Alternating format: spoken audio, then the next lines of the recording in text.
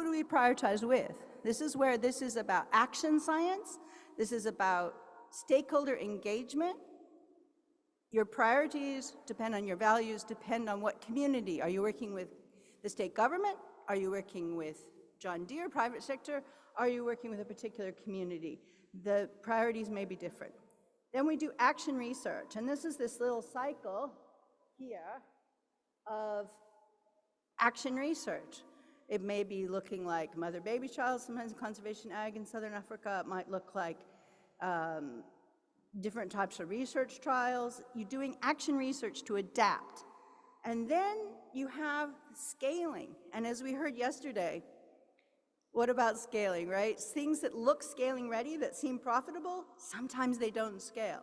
And this is, again, where stakeholders can engage with us and say, you know, this type of no-till really worked well, but I had to adjust the chisel plow this way somewhere else because it was a different soil type. So it's that adaptation to see what scales where.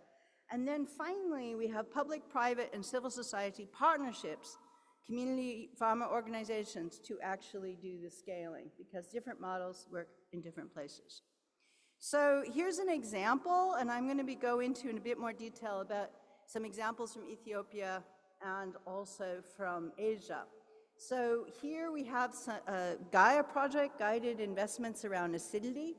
There's been much work. I mean, when I came in Malawi in 1993, we were trying to understand where are soils so acid that there's a Lyme response, because it's not always intuitively obvious.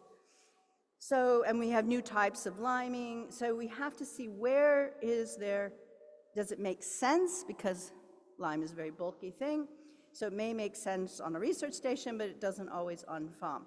So we have used analytics.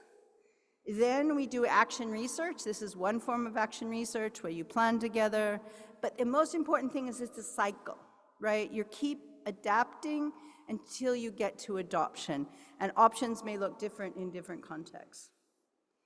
Then we also are promoting the analysis to understand what worked for who.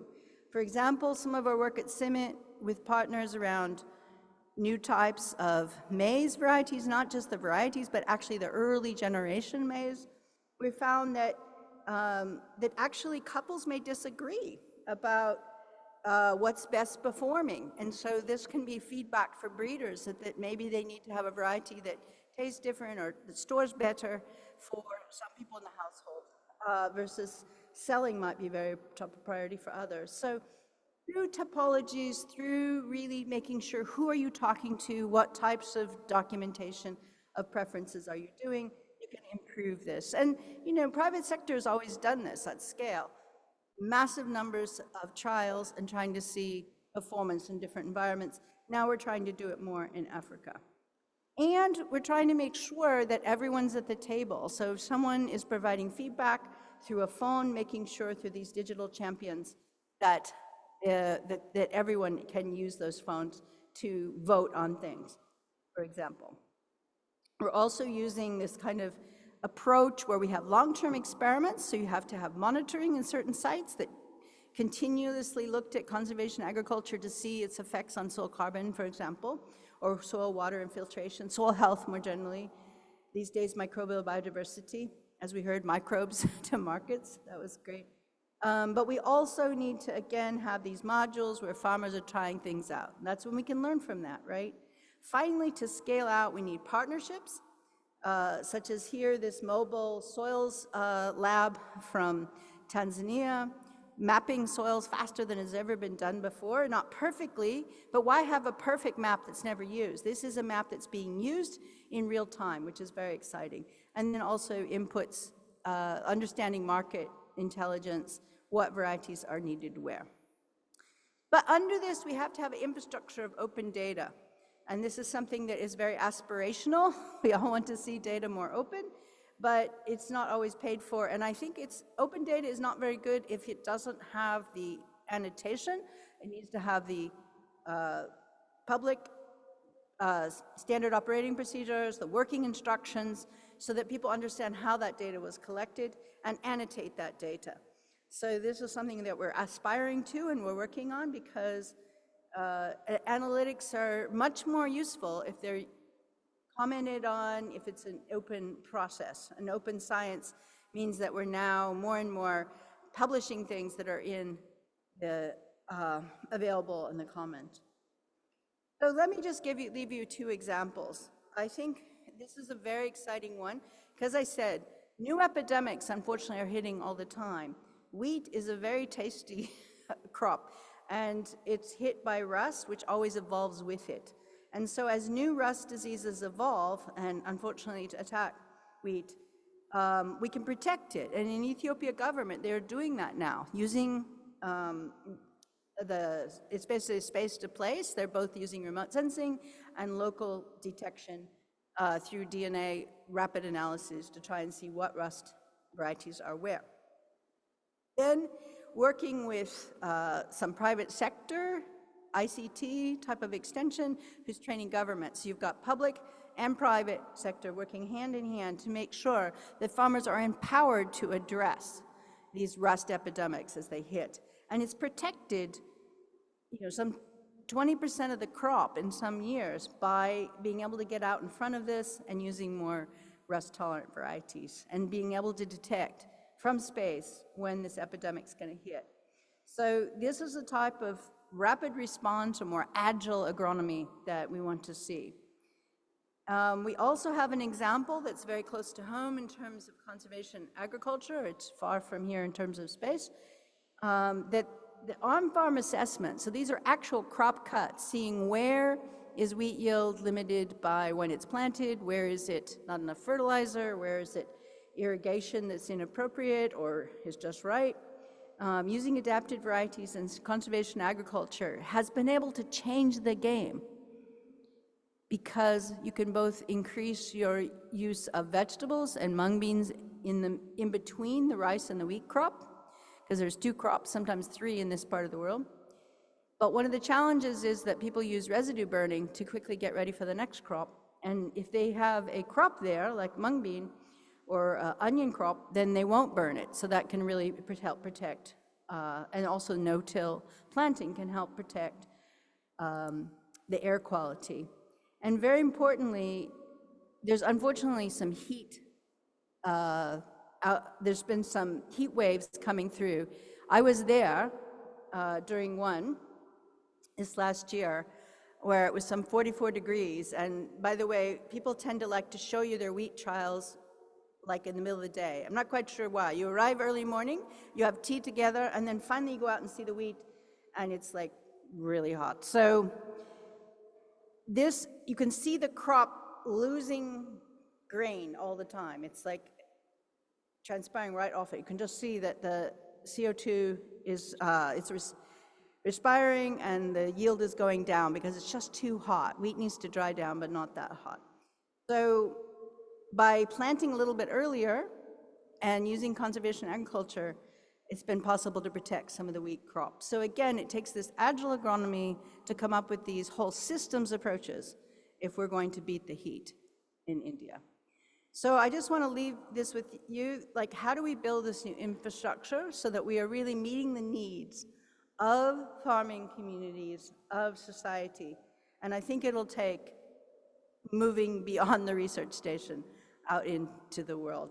Just like we have a global seed vault in Norway, I think we need to have these global learning and engaged landscapes approaches for agile agronomy if we're going to get conservation agriculture and improvements in soil health that will help buffer the world. Thank you very much for that.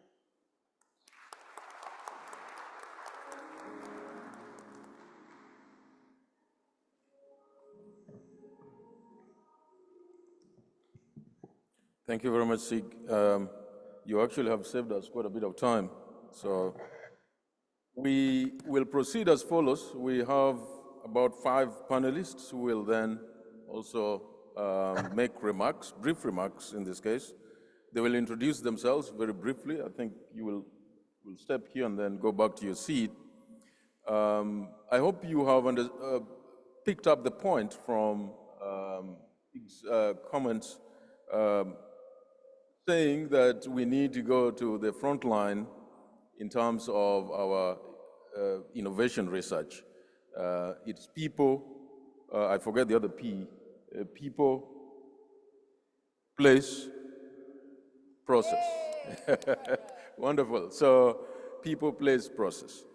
To follow that then, I'm going to ask Klaus Droppelmann, an independent expert on the issue of extension, farmer field schools, how these should be part of that frontline process. So scaling soil fertility in Zambia, or rather scaling soil fertility restoration in Zambia, linking farmer field schools, extension, and input provision. Klaus.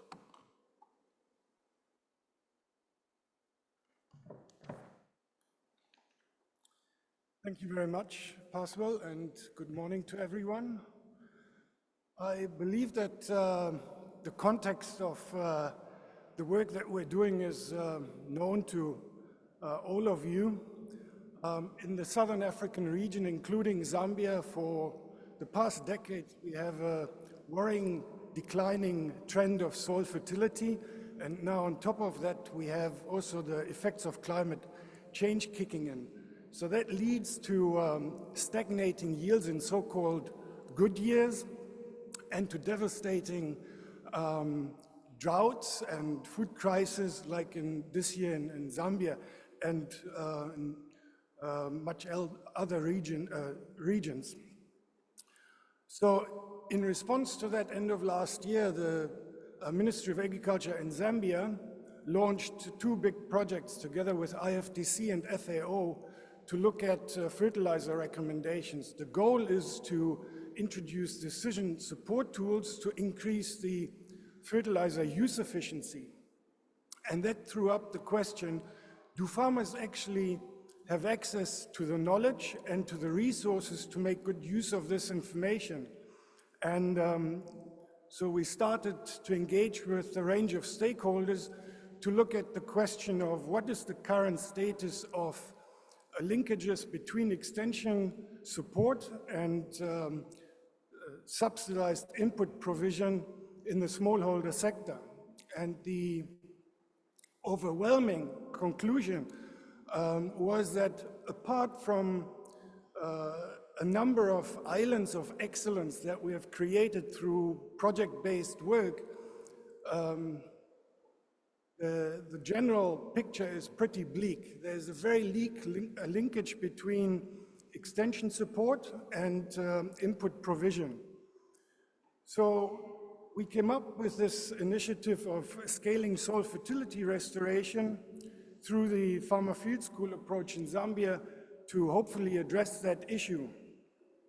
And our ultimate objective with this initiative is to empower farmers to appreciate the underlying agroecological principles of soil fertility restoration, and that includes all the practices of CA, climate-smart agriculture, agroforestry, regenerative agriculture. The underlying practices, underlying principles of all these practices are very common, and farmers need to understand how these principles work in order to apply the practices in the right way. So what are the elements of our approach? First of all, it's the farmer field school. And our aim is to establish the farmer field schools as a learning hub. To pick up on Siglinde, we would like to establish learning infrastructure under the shade of a baobab tree, so to speak. And in order to be able to do that, we need to empower, first of all, camp extension officers to become facilitators of development. We need to equip them with knowledge on participatory extension approaches to engage with partners in based on a partnership, as I said. And we also need to impart them with the knowledge of the principles. Secondly, we want to capacitate them with resources in order to set up demonstration plots, because that is the preferred approach of extension by the farmers themselves. So the farmers should set up these demonstration plots guided by extension officers, evaluate them together, which should encourage them to self-experiment these practices on their own and then lead to sustained adoption of these practices. Farmers need to adapt these practices to their own socioeconomic conditions. The second element of the approach is the Farm Input Subsidy Program. It's designed to reach about over 1 million farmers in Zambia alone, and we think that that is the best way to reach, to generate impact at large scale. There are a lot of sensitivities around this program, but simply the large scale of it and that it's established over many decades, I think it's in place for the last 30 years, gives us the best chance to reach many farmers with this. And the last element is the soil fertility restoring principles. In Zambia, we have a project called SIFA, Sustainable Intensification of Smallholder Agriculture, and that is implemented through a partnership between CIMMYT, FAO, and the Zambian Agricultural Research Institute. So we have a partnership already in place to move this forward. And yeah, I wanted to also speak briefly about the benefits that we expect from this, which are actually on 3 levels. First and obvious one is the agronomic and economic level. If farmers take up these soil fertility restoring practices, we expect that their productivity is improving, that their production system is diversifying, and that the resilience of the production system is increasing. The next benefit would be at community level. If we establish the Farmer Field School at community level, and that is successful, then we have the community energized and capacitated also to get into value chain development and communal action projects and so on. And we can interlink them with the private sector. They actually develop the capacity to access inputs at market prices. Currently, that is not an option in Zambia. The last level is the policy level, where we think that through establishing the Farmer Field School as a learning hub, we can then also give the investments into projects like the fertilizer recommendation projects by IFDC and FAO more value, and thereby achieving the aspirations of Zambia's comprehensive agricultural support project or transformation support program it is. So that's from me. Thank you very much.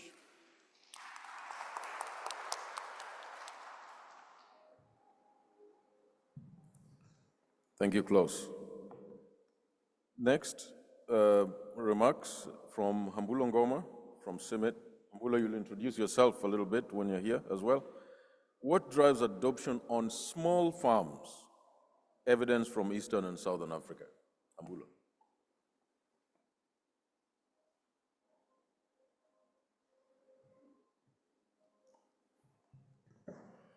Good morning, everyone.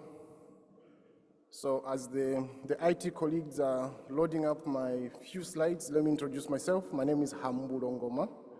I work for the International Maize and Wheat Improvement Center based in the Southern Africa Regional Office in Harare. It's a pleasure to be here. Thank you, Pastor, Chair, for the opportunity to talk a little bit about this very difficult subject here on the drivers of adoption of CA and mechanization. Of course, context matters. I'm just going to give very high-level highlights from some of the work we've done with several colleagues. Of course, on the picture here, you just see my name, but there's lots of other people in the background that we work with.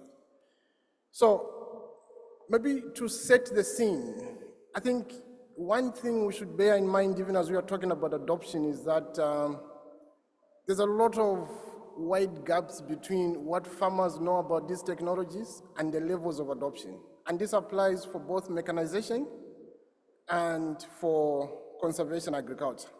The table above there, I'm not sure you can see the text, but it's from some of our work looking at mechanization, looking at the levels of awareness versus the levels of use of the different mechanization components. You see very wide gaps. You see the same when you're looking at different elements of CA in the graphic that is on the bottom there. And even one more interesting thing in the graphic at the bottom there is that, you're looking at whether farmers have been exposed to CA and they've adopted, whether they've been trained and they've adopted. So you see that the gap kind of like reduces as you go from just exposure to training to demonstrations. I think Klaus and Sig made mention of the kinds of research infrastructure that we should be talking about. So the big question is really, if farmers know these technologies and these options, why is the uptake so low? That's really the motivation for what I want to talk about. So again, as I said, context matters. This is just an example of some of the drivers that we found in our work in Malawi, and I'll be talking about this paper later in the afternoon. Social capital issues are some of the important drivers. Knowledge issues are some of the important drivers. Access to demonstration are some of the important drivers that we found. Of course, again, when you're talking about adoption, you have to distinguish between the extent of adoption and the intensity. Extent is basically looking at the proportion of farmers that adopt a particular technology, whereas the intensity, you're looking at the amount of area, for example, that is put under the different elements of CA, or the number of years over which farmers have used the different technology. So this is basically the number of years that you see here. Most times we just think about adoption, but there's very high disadoption as well. And there's even very high non-adoption of some of these elements. So what are the key drivers? Even as we are thinking about what could drive adoption, we should also take into consideration what could drive disadoption. And we list some of the important things that we found with some of our work with colleagues from IITA a couple of years ago. So if thinking about disadoption, sometimes, of course, knowledge becomes an important issue. If farmers fail to manage these technologies and they end up having weed pressure, they end up doing untimely operations, they don't have the resources required to buy the necessary implements, the herbicides, for example, that becomes an issue. What about mechanization? Again, mechanization is a broad field. So this is just a quick highlight of some of our findings on the drivers of adoption of mechanization, and this is across 4 countries, in Kenya, Zambia, Zimbabwe. No, 3 countries, sorry, Kenya, Zambia, and Zimbabwe. Again, there's a cost issue that we should be talking about. How do we enable access to mechanization in a sustainable manner? I think when the presentation yesterday was made about the 10 elements, there was a finance component, and you see that the high cost of mechanization here is actually a big barrier of adoption. Social capital issues are also important. There are also wealth issues, wealth indicators, income, that become very important. So the question is, and also some measures of intensification. I mean, if you go back to the theory for why a farmer should mechanize, you think about the induced innovation theory, for example, the bootstrap hypothesis, that as population grows and that as some factors of production become more expensive, farmers will switch. So we have to think about how we can make our mechanization activities more inclusive to address the different barriers that the smallholder farmers face. So this is just a picture to show the broad range of different machines. The top left is Zimbabwe. The bottom left, that's Zimbabwe 2. The middle, the sheller there, that's somewhere in Malawi. On the top right, that's a 2-wheel tractor used to transport onions somewhere in rural Zambia. So there's quite a broad range of the different mechanization options. I think let me stop here, and I'll be happy to engage more later, possible. Thank you.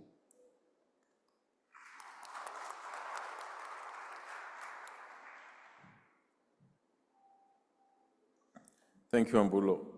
We will have 2 panelists join us online, but for now we will finish the in-person remarks. So, Philip Wanjohi, you'll introduce yourself when you come here, but Philip is going to talk about Data is oxygen.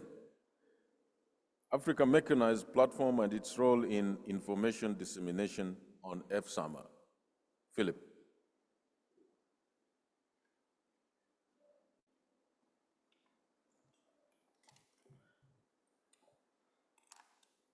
Good morning, all. Really grateful for this opportunity to be able to share with you on this title, Data is Oxygen. And as we await the loading of the presentation, so indeed, as you sit there, effortlessly breathing, enjoying every breath, you appreciate that oxygen is essential for life. Oxygen is also essential for the survival of any organism. So in a similar manner, data serves as the engine that propels agriculture-based innovation and development. Decision-making in agriculture relies heavily on data-based evidence. We want to learn from the best, like many speakers have spoken prior. And it's only through such access of this information and data that this is possible. We want to provide farmers with information on best practices, access to data on weather patterns, soil conditions, crop yields, and empower them to inform decisions. So with data, farmers can make strategic choices and align with sustainable practices such as conservation agriculture. Reliable data can support resource allocation, efficient use of water, fertilizer, which can lead to improved agricultural efficiency.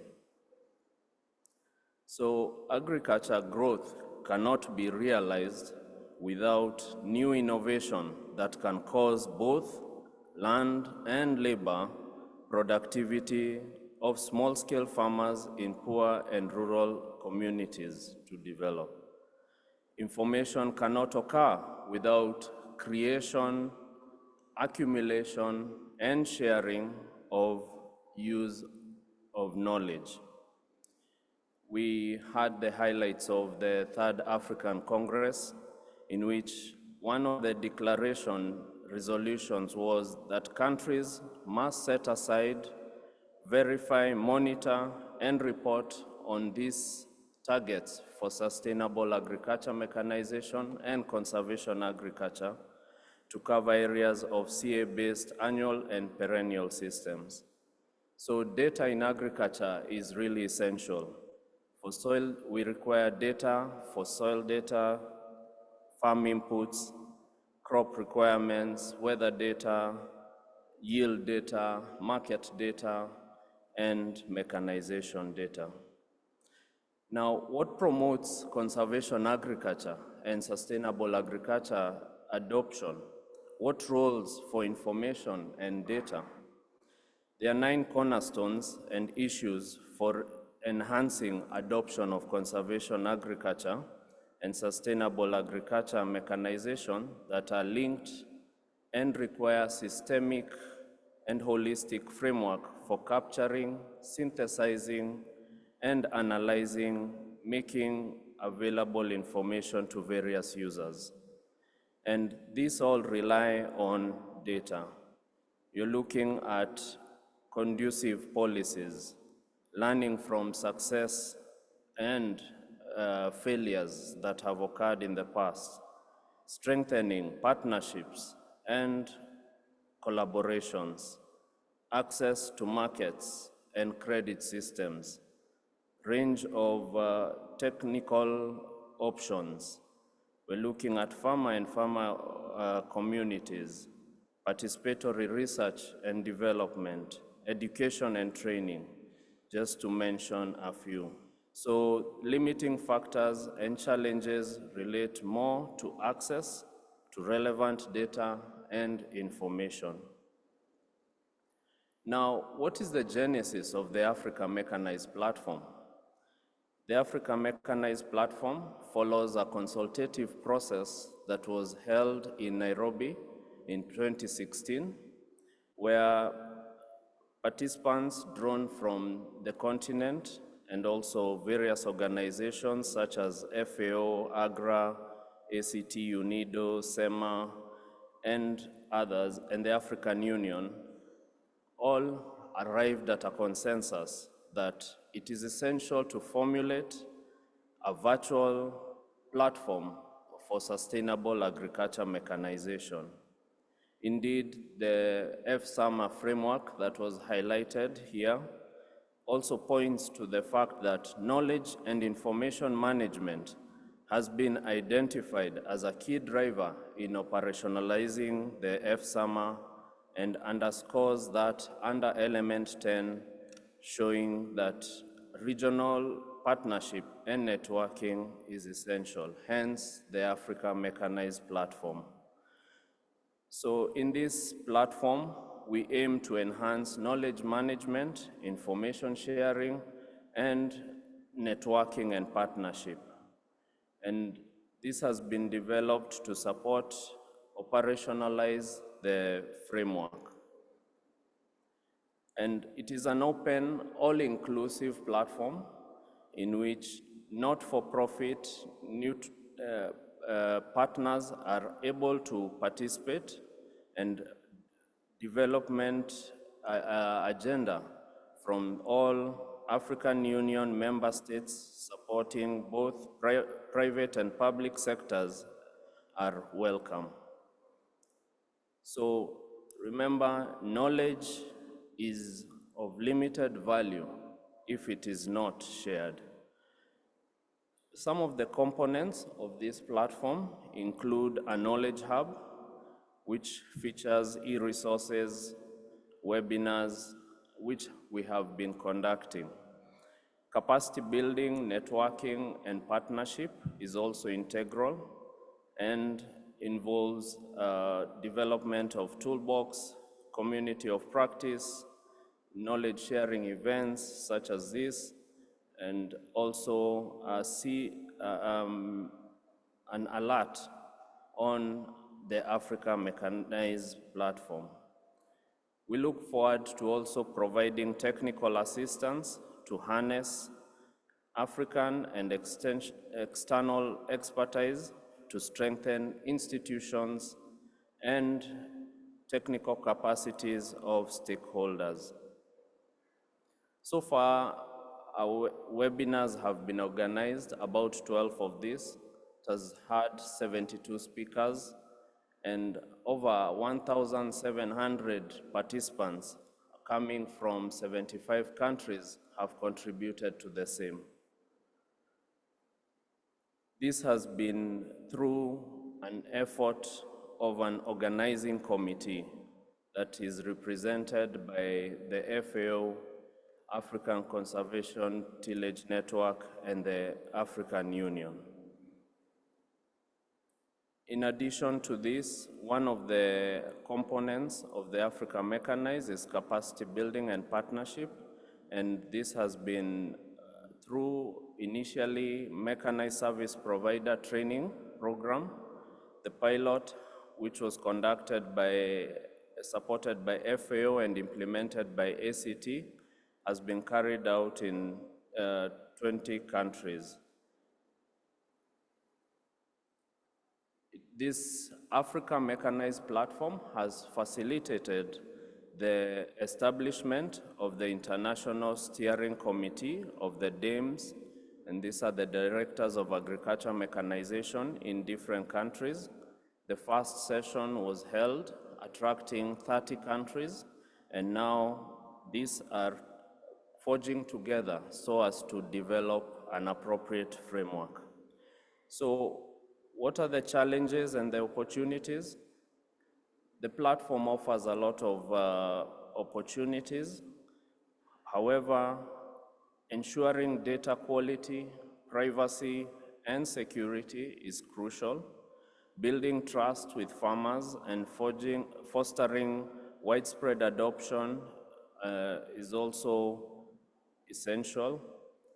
Ensuring platform long-term sustainability and scalability is also a concern, and collaboration with government, private sector to realize and amplify the Africa Mechanized Platform's impact. So the call to action is to inform stakeholders about current trends and innovation within the industry. We're also encouraging networking among different players, farmers, women and youth, policymakers, manufacturers, dealers, and mechanized service providers. So I take this opportunity to welcome all to partner with the Africa Mechanized and enjoy the breath of data as oxygen. Thank you.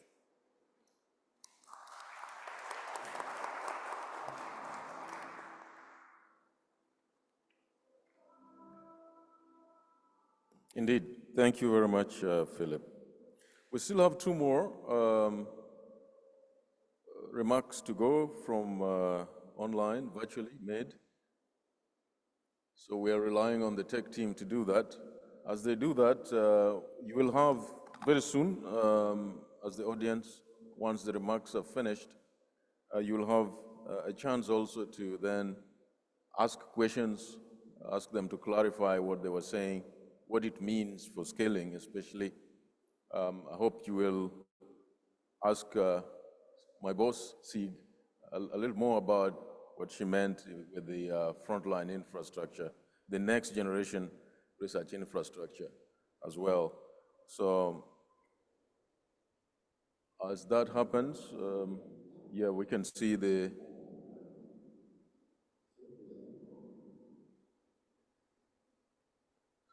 yeah.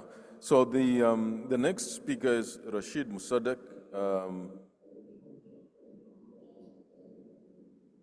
Okay, it seems we are talking across each other, but there we go. The next speaker is going to talk about ingredients for the Morocco Green Generation vision of 1 million hectares under CA by 2030. Dr. Rashid Musadek, you're welcome, and thank you for making this time to talk with us. Thank you, Mr. Chairman. I hope you hear me well. Here I'm trying to present, and first I want to thank also the organizers to give me the chance to share with you this talk, thanks to ACT. And really we are more appreciating this possibility and opportunity to share with you how this plan in Morocco can fly, and to see how we can also move and go in big. In fact, Morocco is trying to make this technology available to more than 20,000 farmers. And scaling conservation agriculture is really a contextual innovation and need a lot of closing between the research and farmers and also decision makers. That's what we try to present here in this, can I say, 7 minutes that I have in my talk, and I resume all this in 4 slides. So the main message is that, you know, we used to test this technology since 14 years in Morocco. We started working on the CA since 1918. But now we observe that, you know, that the pilot never fail, a pilot never scale. We want to make it more scalable, and we want that it will be, should be adopted. So first thing is that, if you can see some key factors, is that this technology should be part of the plan, national plan. And thanks to several partners like the National Research Institute who work on that, and also ICARDA and other partners that help us to develop a roadmap that was endorsed by the government of Morocco to make this CA to achieve 1 million hectare and the green generation strategy because in Morocco, they work by decade strategy. First, it was Green Morocco Plan. It was from 28 to 2018. Now they start new strategy, call it Green Generation Plan, where it's 2020, 2013. So first, we put this innovation under this plan. Whatever is not easy, we don't, it's not, it's depend of context because it's around 1 million, several region. But the aim is that at least we endorse it with the government, and the government will support using some fund and also put it with in the agenda. There is also a high-level support that was needed, and thanks to our colleagues from ACT, we organized this third Congress, African Congress on CA, last June 2023. And there is this Rabat Declaration where the government of Morocco and others, the government said, we need to promote CA in Africa, and why not to have some partners with us to show some good and showcases like the one in Morocco, and I'm sure that there's other in Africa, and we need to share this area when this technology can fly and can be adopted. Yes, we know that there is a lot of factors of these adoptions, non-adoptions, but we need to highlight also those where we have some successful story and the possibility to adopt technology. The creation of National Conservation Culture Committee, that's also important. This technology shouldn't be only linked to researchers. It should be endorsed and followed by a committee that involve public and private partners. And I can, in the afternoon, I can elaborate more on this during the session, also about scaling. There is also a regional committee, which is, at sub-national districts to follow what happened and to understand the technology and work with the farmers NGOs. Incentive is important because if we don't propose to those farmers who want to shift from conventional to conservation, some incentive, at least for no-till seeders. Here, case of Morocco, they give 50% as incentive for those farmers who want to purchase these no-till machines. 4 years before, it was less, it was just 30%. So, and now we are also trying to have more and to put it at 60%. This is a dynamic action. There is also something important is we need to create a dynamic research development plan. It's important that there is no fit-to-all solution. This technology needs to be followed by a dynamic research and development plan. For each region, they have some specific questions, some specific problems, and this needs also to be addressed locally. There is no one solution and one situation in terms of germplasm, in terms of rotation, in terms of machines. It depends on soil, condition, climate, and so on. And also socioeconomy, socio aspects. And you need to address this dependently. For example, some region, it was easy to create some service provider to support the adoption of CA. Others, no, it's still limited. But this is something that needs to be addressed dynamically. Also, a public-private partnership is important. While it's endorsed by the government and the public of entities like the Ministry of Agriculture, it should be like an opportunity to private to be include plug their technologies. We have more startup linked to this platform than this 1 million hectare plan. And that's also help us to faster. And I can, for example, some private service provider create their entrepreneurship to serve farmers who don't have access to no-till machines, and they are trying to sell these services to them. So that's also something important to see.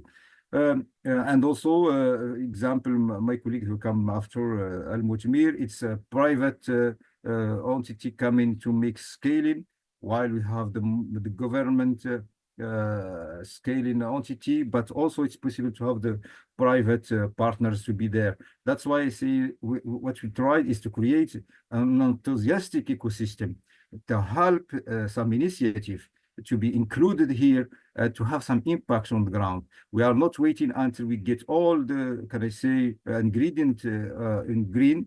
We are working, but we know that there is some difficulties, but we try to be proactive. Example of this kind of ecosystem initiative is the carbon farming, for example. We just launched with a private partners called it Torba, which is a soil in English, a program to those farmers who want to adopt this technology. Could we have last year, and now we have several farmers involved in this, and I think just in 1 year they get more than 15,000 hectares involved in this technology. So that's showing that it will fly. Next slide, please. And I try to resume all what we get in of this initiative since we started 3 years now, that we observe some key positive factors. For example, we moved from 20,000 hectares, which, as I said, 35 years, and adoption was very low, to something multiplied by 10.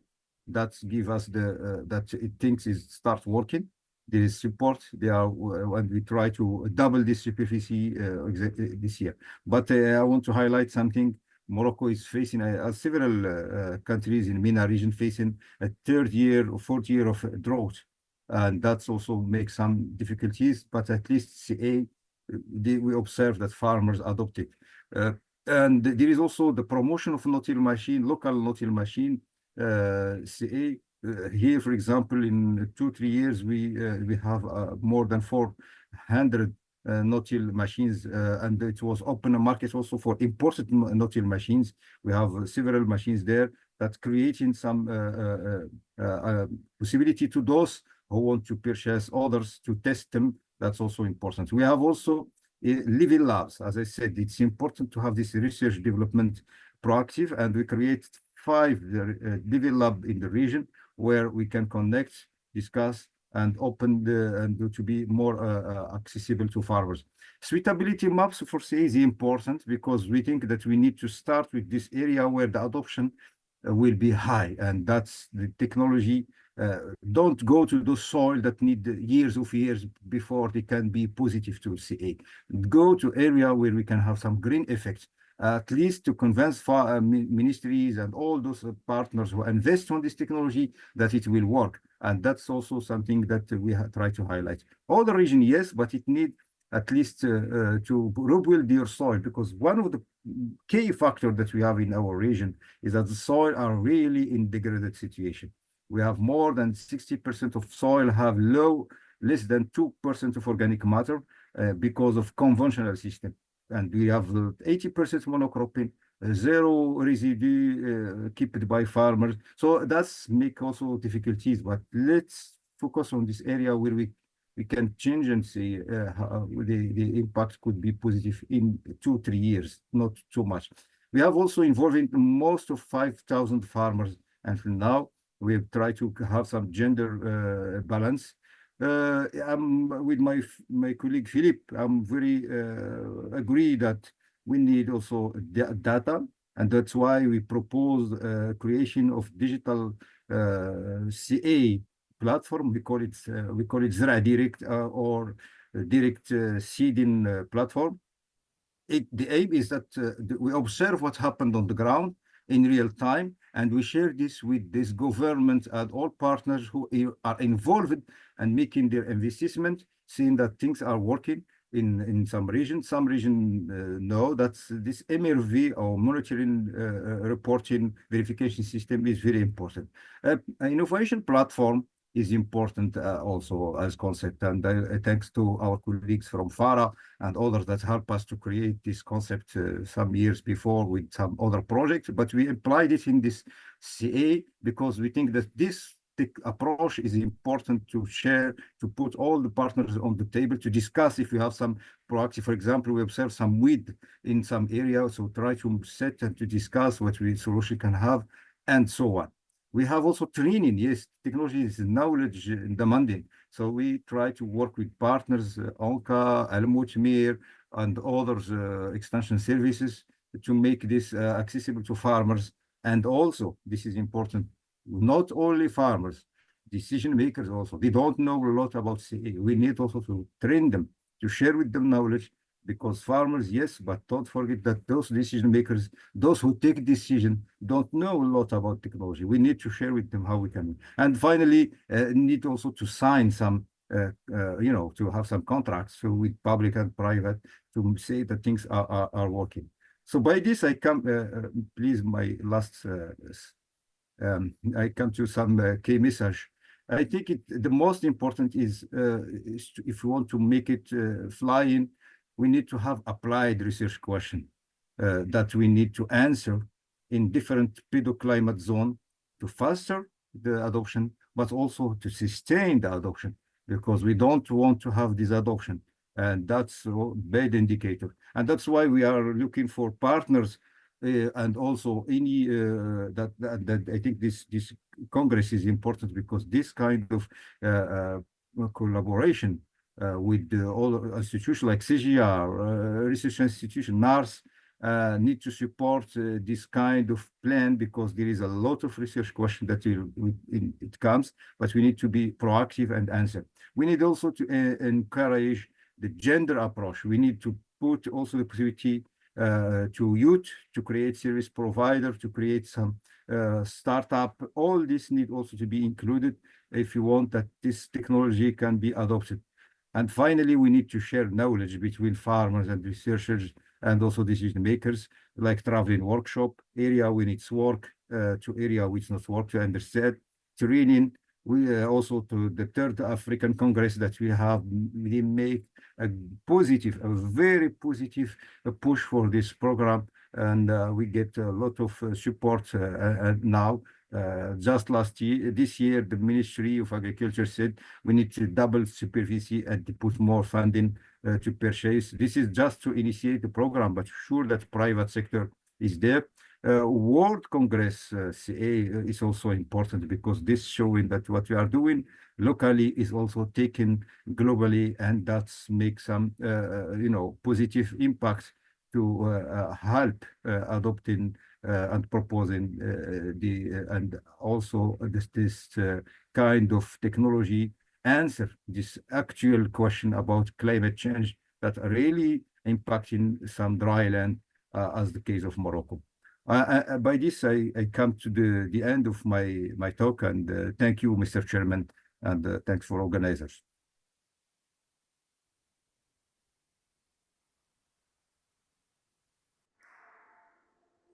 Thank you, Dr. Rashid. I hope you heard the applause from the room.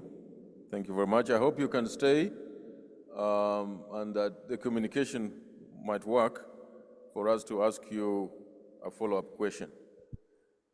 Finally, we want to listen to a talk, final remarks from the panelists, from Dr. Anjouan Zizi from the University Polytechnic Mohammed VI. She's the head of the conservation agriculture team there, and she's going to talk to us about enhancing adoption of mechanized CA. That's what I have on the program. She might have a different title, but let's see what comes up as far as the tech team. Okay, there we go. Looks good. Hello, everyone. Could you hear me? Yes. So I'm delighted to be here with you today, and I'm filled with sense of gratitude. It has been 1 year since we first met in the third African Conservation Agriculture in Rabat, and we embarked together to this dynamic journey.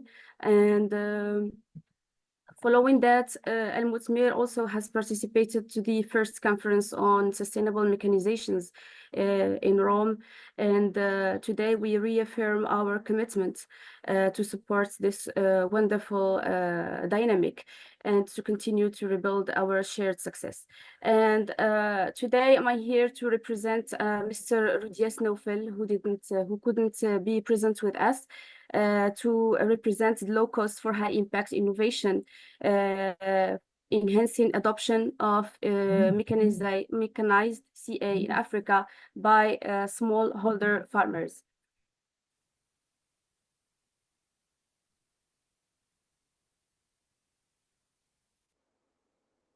Sorry to interrupt you, Dr. Nazizi. Could you put, oh, wonderful. It's in presentation mode Yeah. now. Thank you. Yeah, I will just start to give an overview about Al Mutmir and what we are doing. So we are an integrated farming development model, and we have a dedicated and a multidisciplinary team connected directly to the field with farmers and with the agricultural ecosystem. And we provide a tailor-made portfolio of products and services delivers door in door.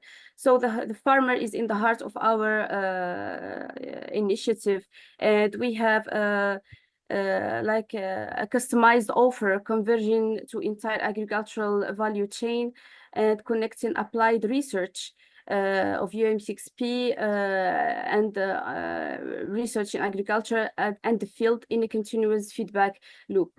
So as you can see here, we have supported directly more than 28,000 farmers and more than 530,000 indirectly supported through our digital solution that we provide to farmers.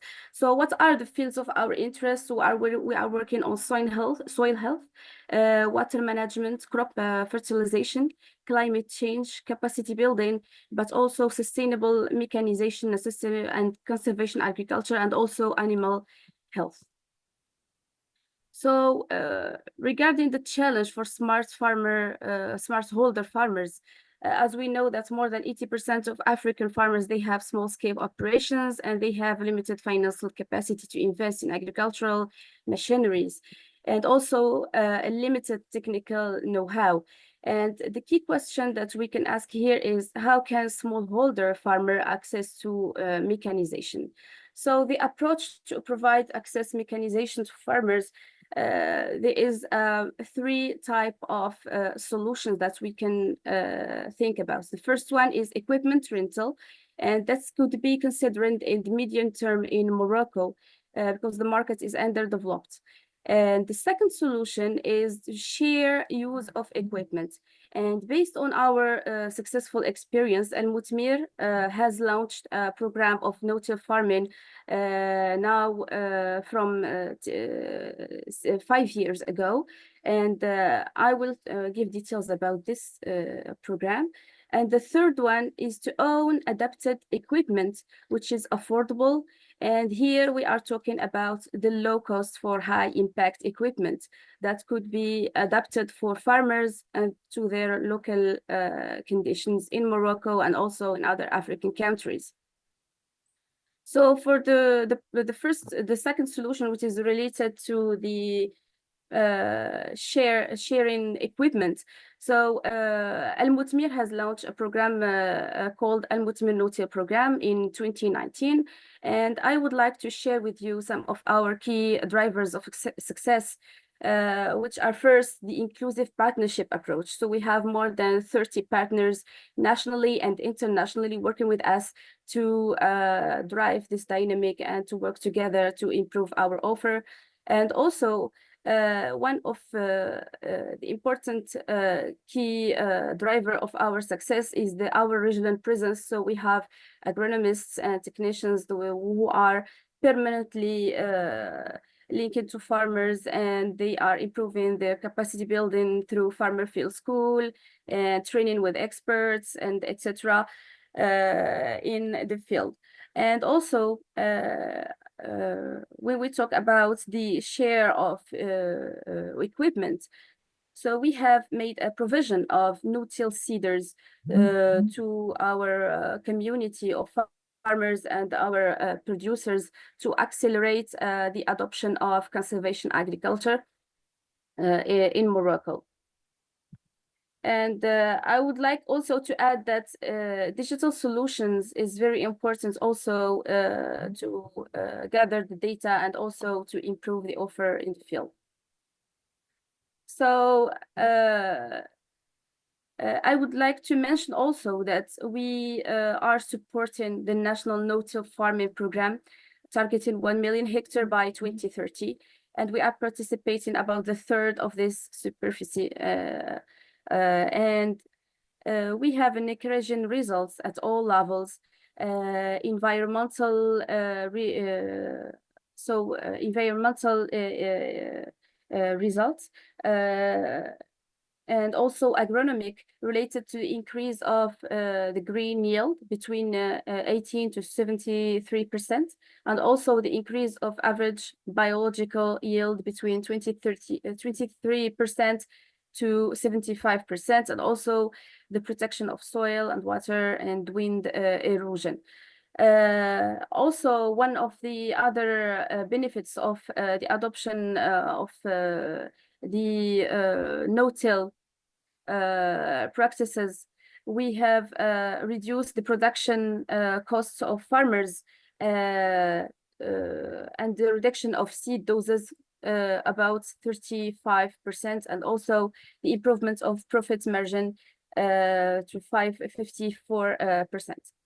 And we have launched a new collaboration with our partner Torba and Innovix with the ecosystem of UM6P here in Morocco about enhancing carbon storage in soil to contribute to mitigating the effect of climate change and improving crop resilience to drought condition. And so we have started with a pilot phase of 27,000 hectares, of course, with capacity building and training sessions related to conservation agriculture. And also we have made dedicated demonstration plots in the fields with farmers and organizations. And for this year, we have made a provision of 23 more no-till seeders for the farmers, and we have covered more than 32,000 hectares. So here, just to show the difference in the field between a conventional tillage and no-till field in different regions in Morocco, and other pictures of our team in the field, and also of the webinars and the Open Innovation Lab that we hold online. And the new for this year that we have launched a community of practice, Al-Mutmir community of practice, with our different partners. So so you can join this community of practice, and we are working to develop a special platform and a digital platform to share knowledge about conservation agriculture in Morocco, but also and also in Africa with our partner ECT network. So let's talk about the third solution, which is adapted mechanization and low cost for high impact innovation, which is adapted to the farmer conditions. So we have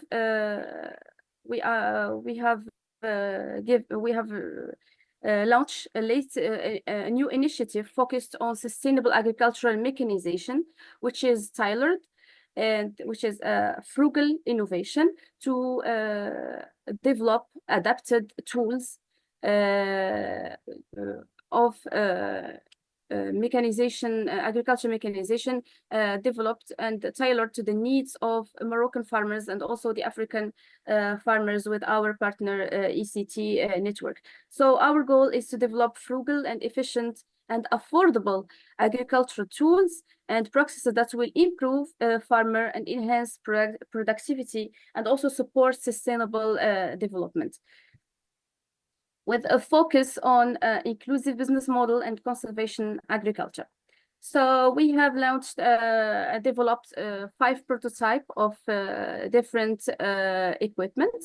Here, just for instance, we have developed with our farmers with an inclusive approach, a prototype of a conventional seeder adapted for direct seeding and local conditions in Morocco. And so we work with farmers who have a passion for innovation, and they were able to participate to workshops and also to develop this prototype and to test it in the field. And also we have held a webinar in February 2024 with experts and also local manufacturers of jet planters with our partner ECT, and we are looking forward for a future collaboration to develop and improve hand jet planters and other CA tools adapted for small and medium farmers in Africa. So the process is like you see in my screen. So we started from the issue, which is the constraint measure of small farmer, and then we formulate the problem with farmers and experts, and then we search for solutions and alternatives with experts. We made the choice of adapted options, and we design and prototype the solution with experts, and then we test in real conditions with farmers, and so the follow-up and optimization with an iterative process. So we made a continuous improvement and adaptation of the equipment, and this is just a pilot phase.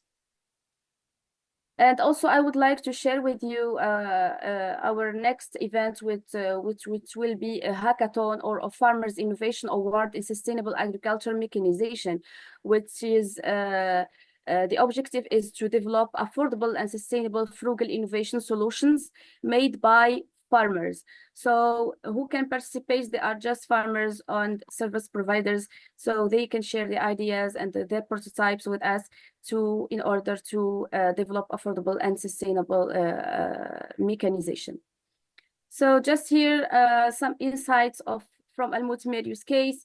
The must-have is that the mindset of farmers is very important to adopt an inclusive approach, and also capacity building is very important to improve the knowledge of farmers when we are talking about conservation agriculture or sustainable practices, and also the training of leaders of farmers who can allow the dissemination and the scaling of the system. I'm adding also, like mentioned by Mr. Joseph and Mr. Rashid Mosdaq, the scaling of digital tools, which are very, very important to share the knowledge with the community. And there are also several opportunities. So we can talk about service provision and the emergence of structures dedicated to service provision in agriculture. And although the carbon sequestration is a new opportunity in this context. I would like to share with you just if we have time. Unfortunately, no. We might get back to you with a question or later. Or you might, yeah. No, thank you so much. Wonderful. Thank you so much. That's all for me. Thank you for your attention and for listening. Thank you. Thank you.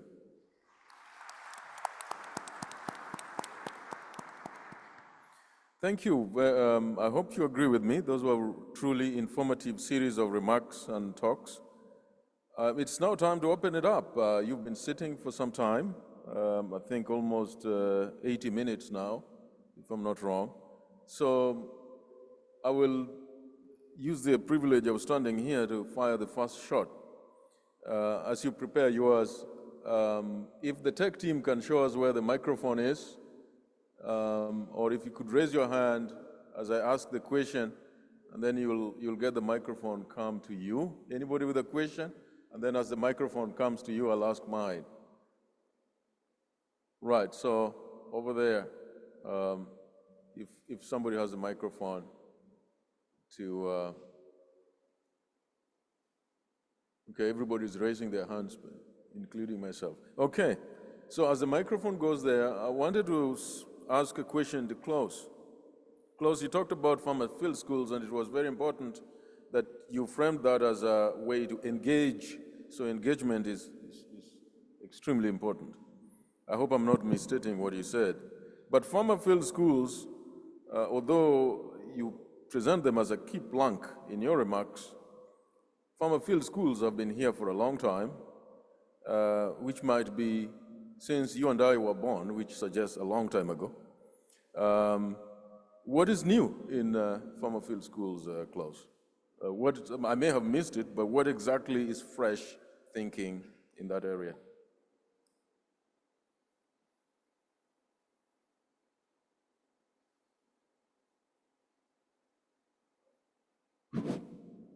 Yeah, thanks, Pascal, for that question. To be honest, there's not much new. The farmer field schools are around for a long time. The FISP, the Farm Input Support Program, is around for 30 plus years, I guess. And these technologies that we're trying to promote are also not new. So we have, and that's the nice thing about this approach, we have all the building blocks or elements already in place. What I think is new is the common sense of urgency to get these elements connected and give them traction. And that applies to all the stakeholders that we have engaged in this initiative so far, from project-based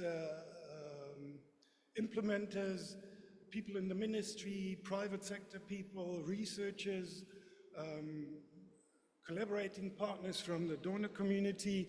They all have this shared sense of urgency to finally get it right. And I think it's a must. And to me, it's actually a no-brainer to connect these things. The FISP has in theory, the link between extension provision and input provision in the document for many, many years. But everybody, even in the ministry, they agree, we don't do it. And by FISP, so sorry. we have to get it done at some By point. FISP, you mean the Farm Input Support Program? Sorry? By FISP, you mean the Farm Input Support Program? Correct, yeah. That's subsidized inputs. It's a subsidy program for inputs, yeah. And it's not just Zambia, it's across the region. Many countries have such programs and have similar situations and challenges. Okay, thank you. I think your mic wasn't picking you very well at the last, what you said last there. Could you just rehash what you said last? Because the mic was not very, very great. Sorry, about... What you said last, because the mic wasn't picking you, I'm sure the audience wasn't hearing you very well.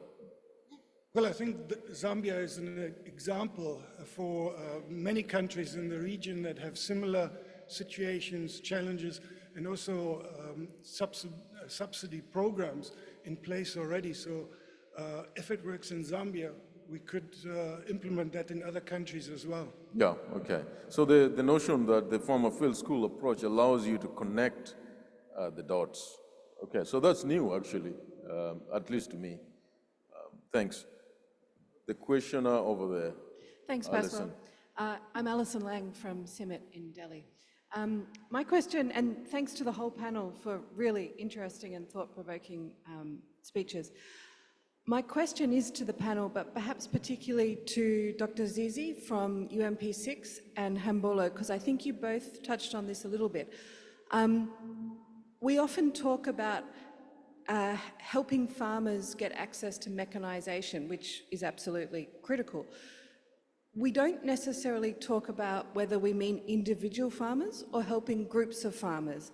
And I just wonder, Dr. Gigi and Hambolo, Dr. Hambolo, if either of you had any thoughts on whether one approach is maybe better in some circumstances than others, or the potential value of working with groups of farmers versus working one-on-one to encourage farmers to mechanise, if either of you had any comments on that. Thank you. Thank you. Could we take maybe another one or two questions so we bundle them? Yes. Thank you. Let me also join my colleague in applauding all the presenters. They gave very good presentations. A couple of comments that I'd like to make. The first one is to SIGIL, the Next Generation Research Infrastructure. And you did mention a few ingredients: people, place, process. But on the issue of the people, my concern that we need to take into account as we move to the next generation is the caliber of the people that you are going to bring on board. You have seen the caliber of scientists, have been deteriorating over time, and this is because of the process that have been used to hire them. And by extension, also the research managers. We want to have research managers of high caliber that can guide these young scientists to do very useful research. Mentorship is a bit weak. So that's also another area that we need to address. On the issue of data, yes, it's true. Data is oxygen. And we need to do a lot about knowledge management. There's so much that has been done out there. If we are not careful, we are going to reinvent the wheel. Can we start building the board of knowledge that's available? Yeah, so we harness it, make it available, and then build on it, rather than probably doing isolated activities out there that appear to be reinventing the wheel. Then the whole area of technology transfer. My colleague from Zambia working on soil fertility improvement. There's so much that has been done in that arena. Probably you could see how knowledge can be transferred from one place to the other. I know in Kenya there was a huge IFAD-funded project that focused on soil fertility improvement, using all interventions for soil fertility improvement, agroforestry, organic, inorganics, combination of the same, and CA, and how that knowledge can also benefit Zambians. And to Zizi, thank you so much, Zizi, for that presentation. I was curious about the models for shared mechanization. You talked about 3 of them, where there's rental, shared, and also owned. But I'm more interested on the shared one, because shared agricultural mechanization implements and machines can reach many farmers in locality. And I remember I did share with one of my colleagues about a model in Korea where 25,000 farmers are served by one mechanization unit, where all machines are available that farmers can access, and that's supported by the local government there. And as much as Joseph told us yesterday that the government should not be involved, I think the state of mechanization in Africa is such that all models that works in different locations should be encouraged. So Zizi, you can expound a little bit about how this shared model machines for agriculture is operated in Morocco. Thank you. Thank you. Let's take one last one. It's easier to remember 3. So Christian, don't forget your Thank you. question. I'll come to you. Mine is also aligned to what Dr. Mreifi mentioned. Mr. Wanchonchi, yes, data is oxygen, but I didn't hear much about what infrastructure, how we're going to make this happen. Is there something that we are setting up to enable this data to be available readily to those who would need it? I think you would need to address us on that one. Thank you. Thank you. So let's take those 3. I don't know which we start with. Am I part of the 3 or not? You are not part of the 3, but now you have the microphone. Go ahead. Sorry, Christian Thierfelder from CIMMYT in Zimbabwe. Thanks for the presenter for good presentations. I have a particular question to my colleague Hambulo. You showed us very clearly and nicely what are the reasons why people are adopting, disadopting, non-adopting conservation agriculture.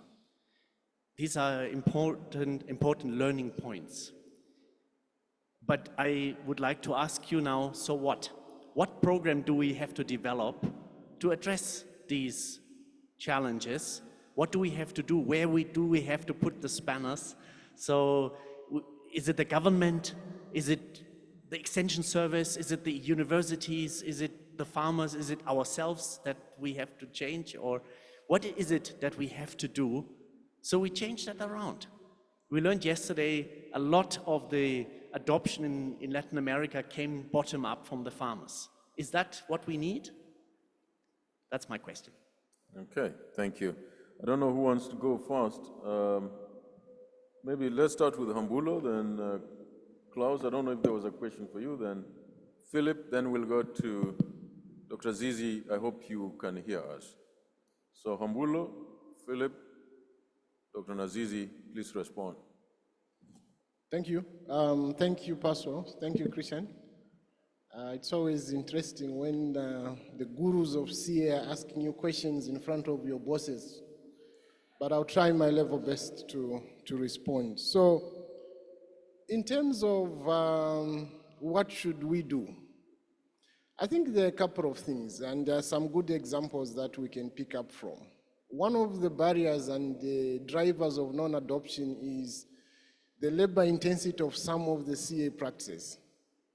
What can we do there? Mechanization is the solution. But then within the mechanization realm, there are issues around finance. How do we address those? And maybe, Christian, I'll throw back the question to you. At some point, you can talk about what we're trying to do in Zimbabwe to unlock access to finance specifically for mechanization. So that's one aspect. Policies are very important in trying to get some of these technologies across the line. We have a wonderful example from Zimbabwe. Excuse me. We have a very wonderful example from Zimbabwe where the government came on board and decided to mainstream some aspects of conservation agriculture through what they call the Fumvuza program. And the uptake has just gone out of this roof. I think we are now talking about millions of smallholder farmers using some aspects of conservation agriculture in Zimbabwe. But of course, there are issues about sustainability there. What will happen when the program eventually ends?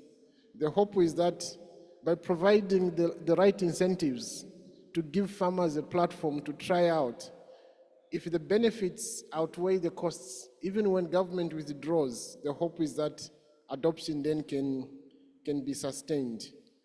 I think that's what I would say, Christian, on the adoption side of things. There are a few other things that we can do. Of course, I think yesterday, again, I don't remember which session, but the issue of market access was mentioned. Instead of just focusing on increasing production, let's also focus on creating sustainable market linkages so that farmers can have an outlet for their produce. Quickly, let me come to Alison. Thank you for that question. I'm not sure I got it. Was the question, how can we facilitate access to mechanization and comparing the individuals versus group access?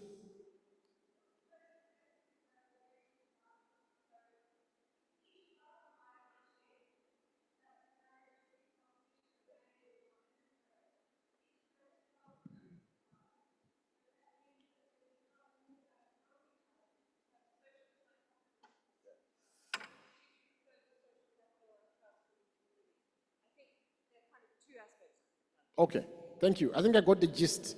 So that's sort of like an empirical question and something that we're still trying to get around. So I think in CIMIT, Christian can talk to this at some stage. We are trying out the service provider model. And the analogy that we like to use is think of public transport. People get on buses to commute to work. And so not everyone necessarily needs to own a car, although in most parts of Africa, that's a little bit difficult if you can afford a car. But that's the point. Not every farmer needs to own a tractor. Why can't we go with a service provider model where someone owns the tractor and the full range of implements, and then they can provide a service? But again, on the flip side of that, if you're looking at our constituent farmers, the constituent we are serving, these are small order farmers who are financially constrained. So there's again an aspect of how do we facilitate and enable access even in that context. Governments in Zambia recently, for example, just as an example, I think it was mentioned yesterday, the government just launched a mechanization strategy. And the gist of that strategy, among many other things, is what they're calling mechanization service centers. How can we ensure that those mechanization service centers are operationalized? I think the gentleman who spoke after you talked about an example where one mechanization service center services like 5,000 smallholder farmers. But there are also other institutional issues there that needs to be addressed. I think a lot about the mechanization service centers in Zambia.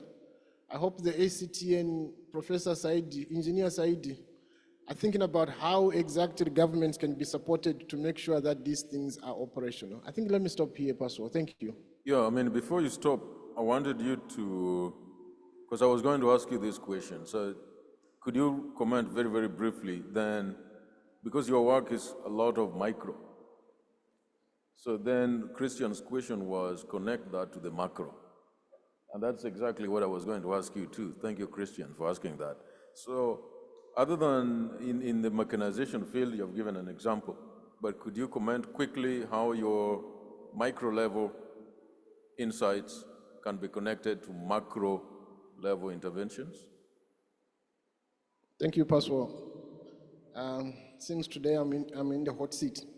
So I think in the context of CA, incentives matter. I think what kind of incentives can we provide, especially bearing in mind that the positive benefits from CA take time. I think scientific evidence mentions anything between 2 to 3 years before farmers begin to realize the positive benefits from CA. So what kind of incentives do we provide in that trial and error period where there's a risk actually that farmers might face yield reductions and yield losses? And the example I gave from Zimbabwe, the Funvuza program, I think it's a good example of what could be done from a policy side of things. On the other side, I mean, another example would be, I think there's lots of colleagues who are experimenting with carbon farming, trying to link conservation agriculture to carbon credits. Our colleague Adeth from India, I think at some point will be talking about their work in that regard. So I think it's thinking about creating the right incentives. I liked what was said yesterday. The question is not so much about whether CA works or not. It's more about how do we create the right incentives for farmers to adopt CA and to scale out CA. Thank you, Pastor. Thank you. I think there was questions also to Dr. Nazizi about the sharing model. So before we talk about data, Dr. Nazizi, if you can hear us, did you hear the question for you?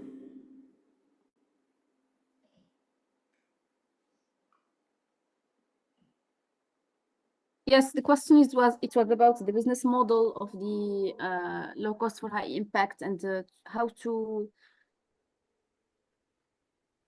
are we talking about mechanization for individuals or for a group of farmers? So yes. The question for you was, could you share a little bit about the sharing models in Morocco, the mechanization sharing models?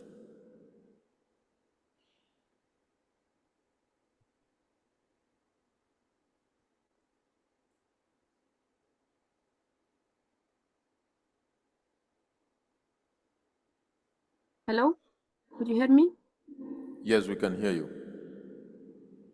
Yeah, okay. So in Morocco, the government supports farmers by providing no-till seeders to cooperatives and to farmer organizations. And as I mentioned in my presentation, through our program, Al-Mutmir No-Till Farmer, so we provide no-till seeders for cooperatives, so for a group of farmers, and they use the material to make the operation of seeding. So this is the the second point is related to service providers. So now in Morocco, we have success stories of service providers in different regions. They can make provision of materials to different operations, starting from seeding to harvesting. And when the second question, I think it was about the low-cost mechanization. Yeah, I don't think I remember the second question. Sorry, I'm the moderator, but there's high pressure up here, so I don't remember everything. Who had the second question real quick? Sorry?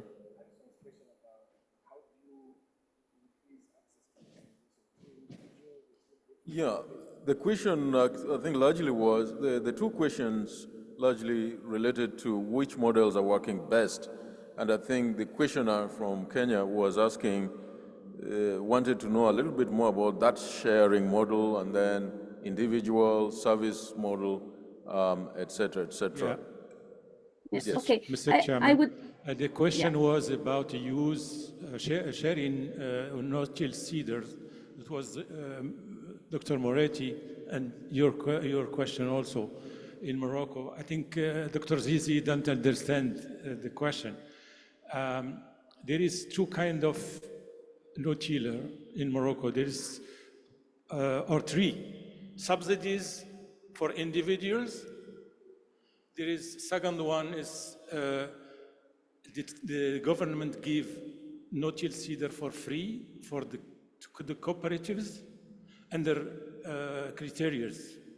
And also Al-Mutmir give also no-till seeder for free under specific criteria.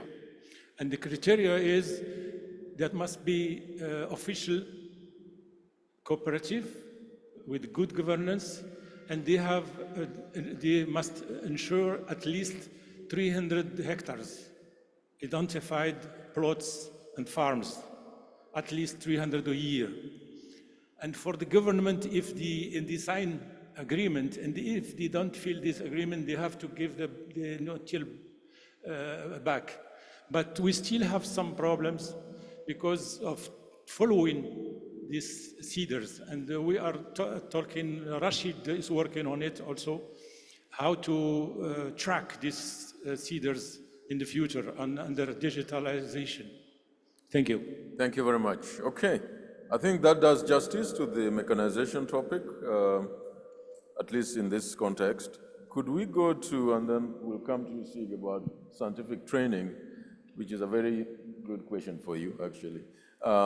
So, Philip, what about the infrastructure? What is the infrastructure? And if you could, as you answer that question, if you could comment on who will do what once you have the infrastructure, the data infrastructure. Thank you. Thank you for the questions. Indeed, the first question was on the isolated efforts that are there.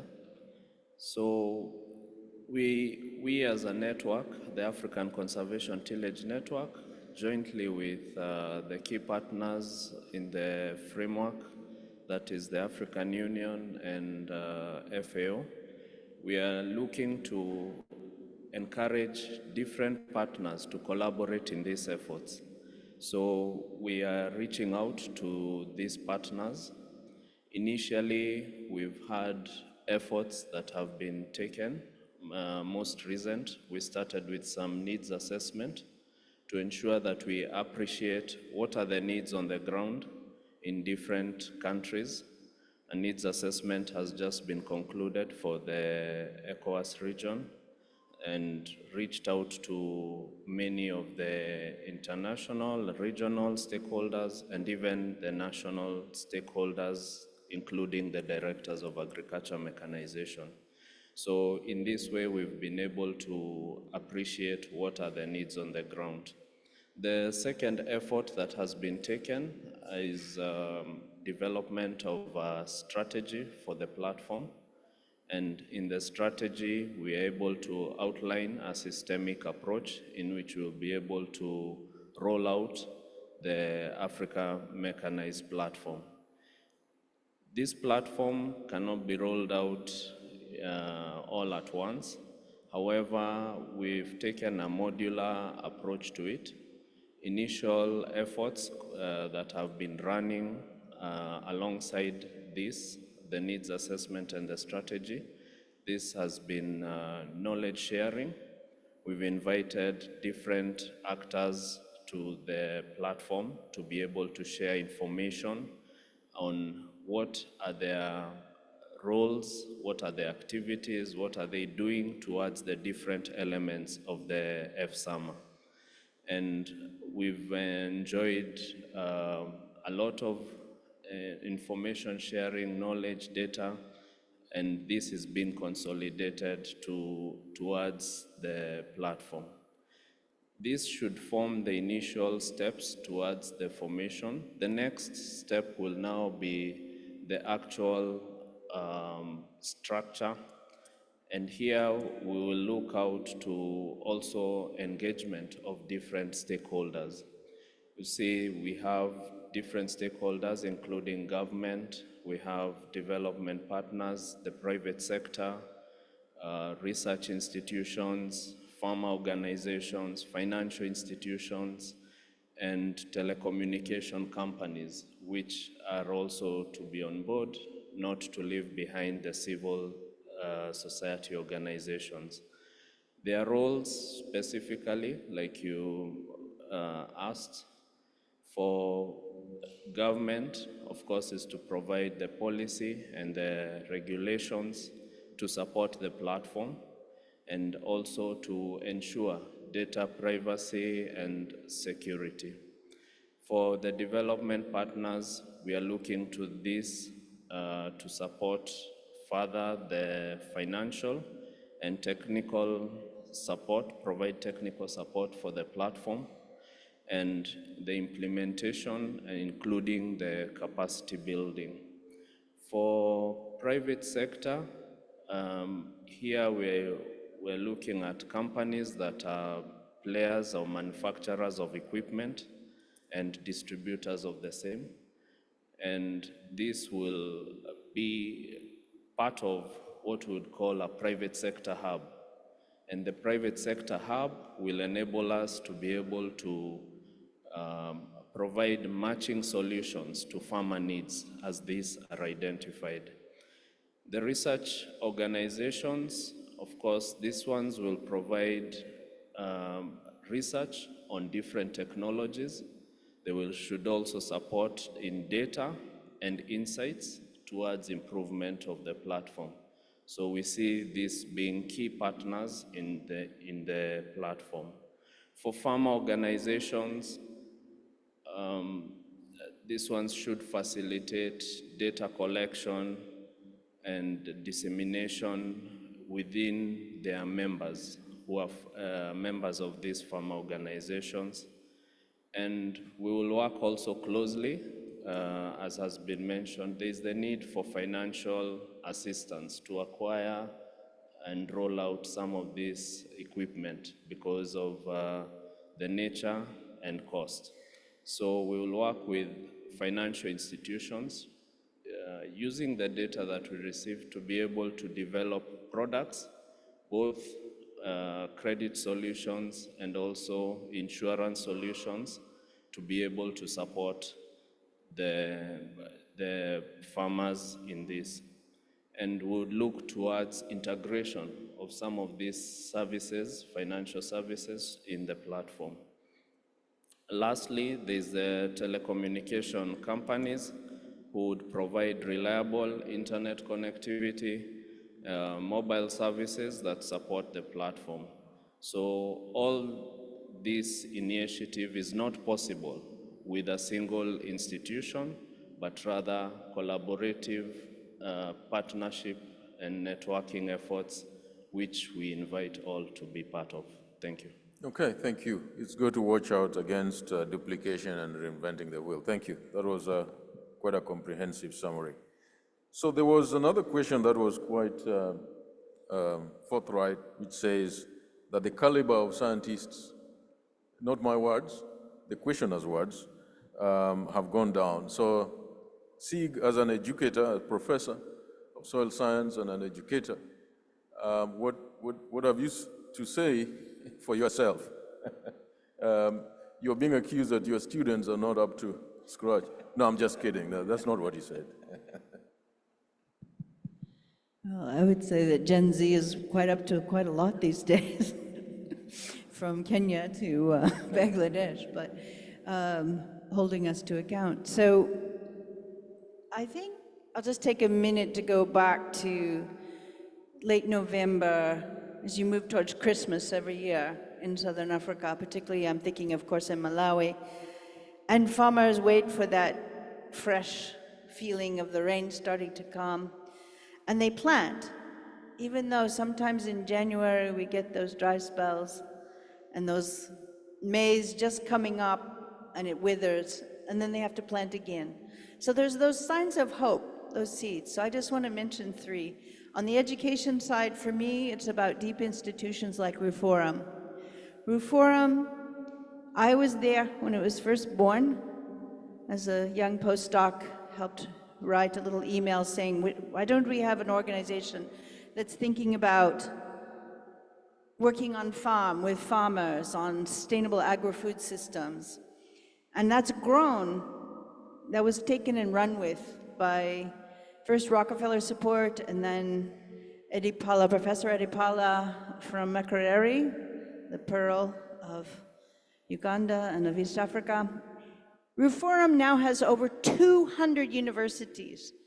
Their committees work on exactly, sir, what you said, on quality of education, on how do we make sure that education moves beyond the ivory towers to the civil society, to the private sector, to actually produce students that are meeting private sector needs, to not just producing students that say, where's my government job, but really making change in this world.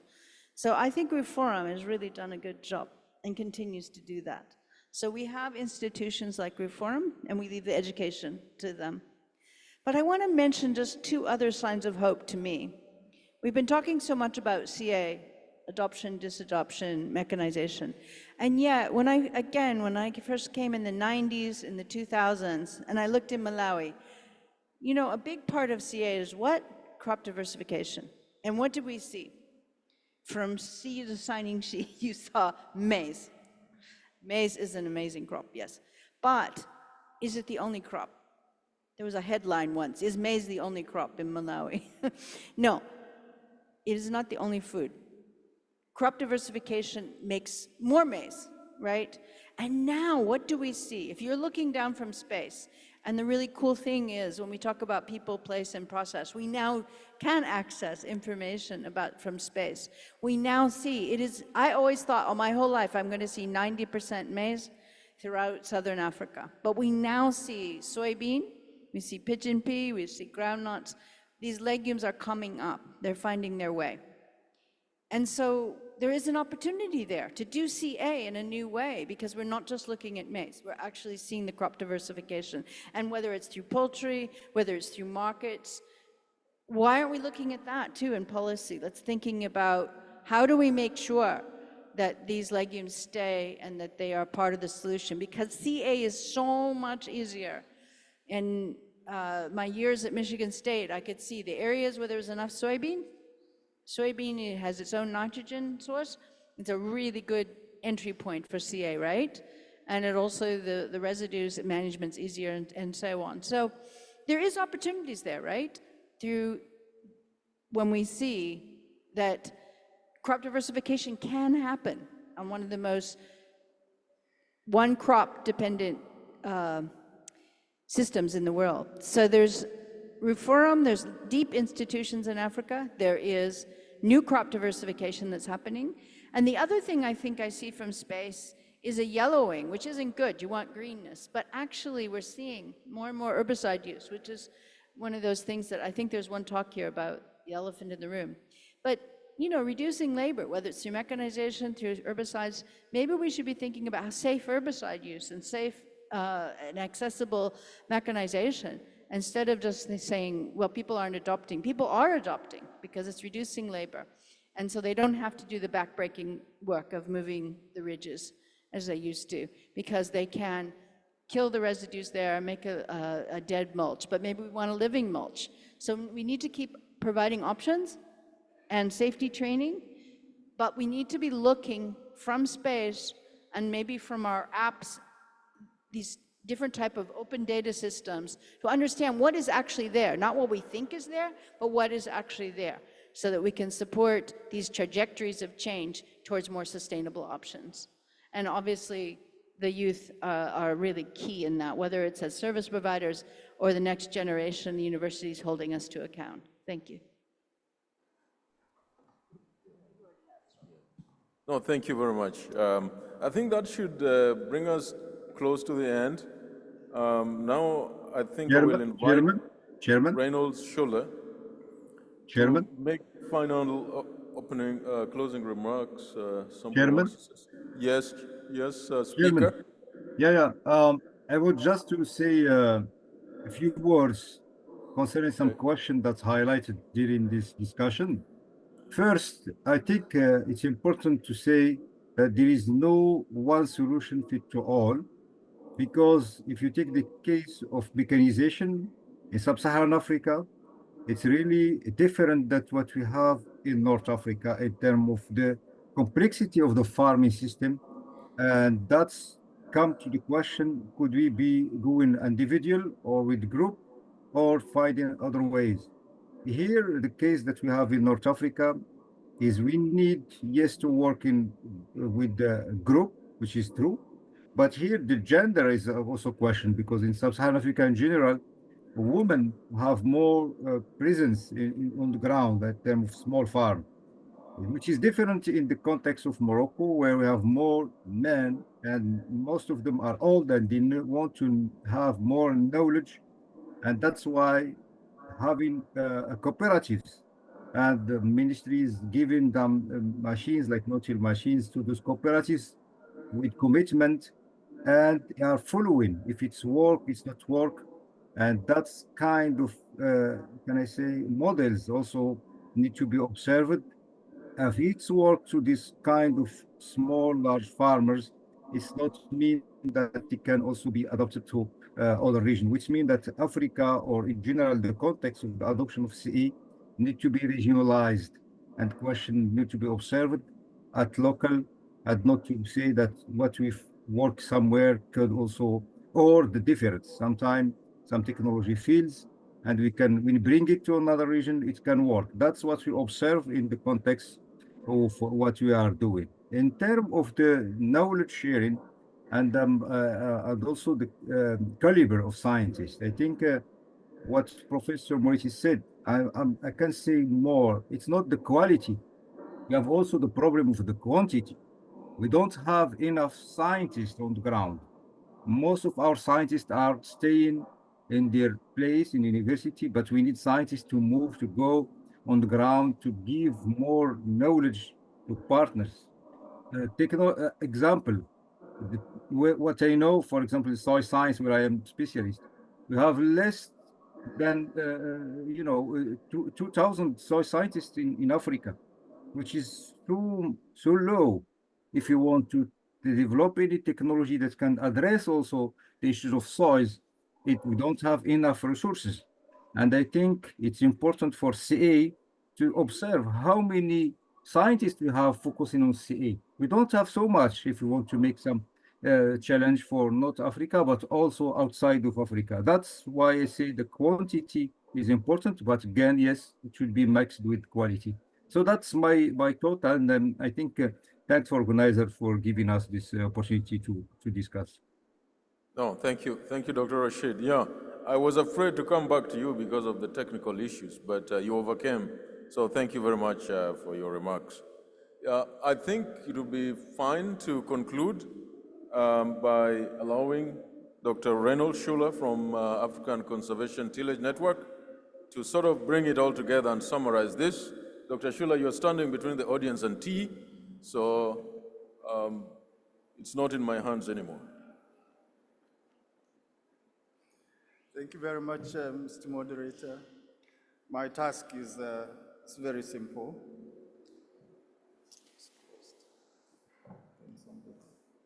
No, this is now closed. Which one? What did you want? To unlock it. Decided to unlock his phone. Does it need the password?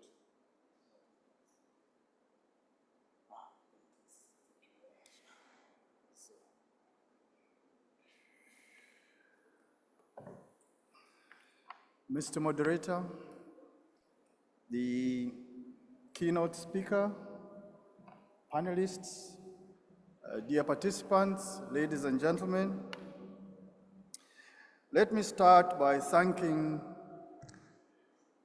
all those that made this event possible, with special mention to the organizers and you, the participants.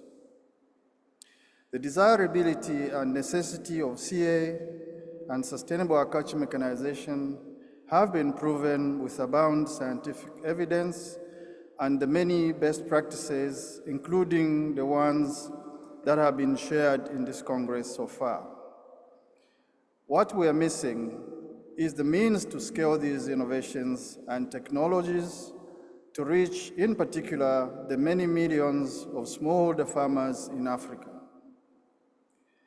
It has been repeated severally since yesterday.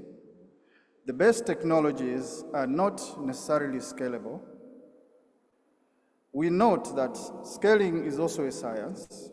Perhaps the National Agricultural Research Institutions and the CGIARs need also to invest more in the art and science of scaling.